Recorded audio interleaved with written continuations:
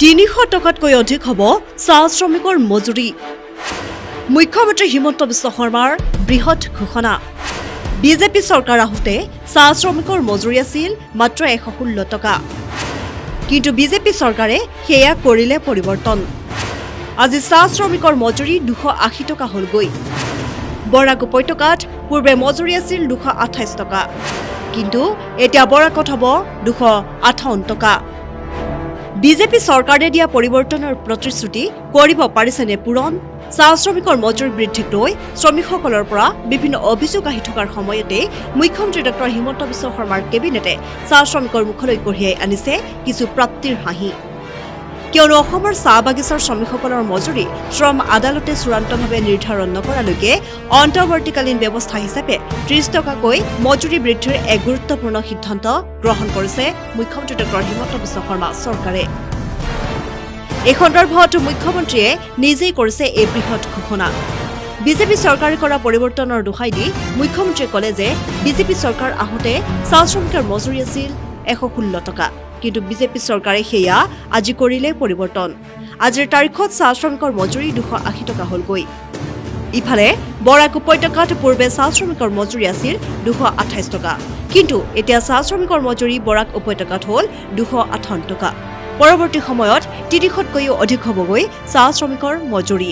আজি আমি অসমৰ চাহ শ্ৰমিকসকলৰ যিটো বৰাকত কিমান আছিলে আৰু ব্ৰহ্মপুত্ৰ ভেলীত আমাৰ যিটো মজুৰি বা চাহ শ্ৰমিকৰ যিটো বেতন তাৰ ওপৰত কেবিনেট বৈঠকৰ আৰম্ভণিতে অসম চাহ মজদুৰ সংস্থা আৰু ভাৰতীয় চাহ মজদুৰ সংস্থাৰ বিষয়াসকলৰ সৈতে আৰু ACKS অসম চাহ কৰ্মচাৰী সংস্থা আৰু চাহ বাগানৰ মালিক পক্ষৰ সৈতে আমি ত্ৰিপাক্ষিক বৈঠক এখনত ভাগ লৈছিলোঁ।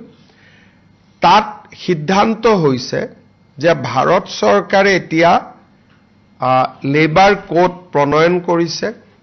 6 মাহৰ পিছত চাহ শ্ৰমিকসকলৰ মজুৰি নিৰ্ধাৰণৰ প্ৰক্ৰিয়াটো আমি আৰম্ভ কৰিব লাগিব নতুন লেবাৰ কোড মতে। পশ্চিমবংগই সেইকাৰণে চাহ শ্ৰমিকৰ মজুৰি বৃদ্ধি কৰা নাই, কাৰণ লেবাৰ কোড মতে কৰিবই লাগিব। কিন্তু বাগানৰ শ্ৰমিকসকলে ফাইনেল মজুৰি নিৰ্ধাৰণ হোৱাৰ আগতে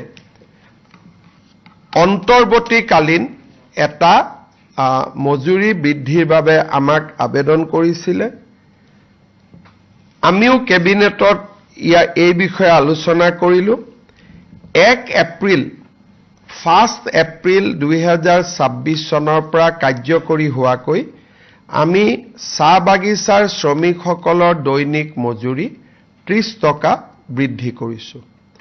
ইয়াৰ ফলত ব্ৰহ্মপুত্ৰ ভেলীৰ চাহ শ্ৰমিকৰ মজুৰি 280 টকা হ'বগৈ। বিজেপি চৰকাৰ যেতিয়া আহিছিল চাহ শ্ৰমিকৰ মজুৰি 116 টকা আছিলে।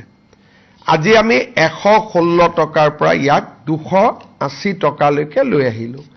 বৰাক ভেলীত এই দৰমহা বৃদ্ধিৰ ফলত বৰাক ভেলীত দৰমহা আগতে 228 টকা আছিল, এতিয়া বৰাক ভেলীত দৰমহা 258 টকা হ'ব। কিন্তু এইটো অন্তৰ্বৰ্তীকালীন মজুৰি। মই আশা কৰোঁ যেতিয়া ফাইনেল মজুৰি হ'ব ই 300 টকা পাৰ হৈ যাব। বিশেষ প্ৰতিবেদন নিউজ ডেস্ক ৰিপৰ্ট।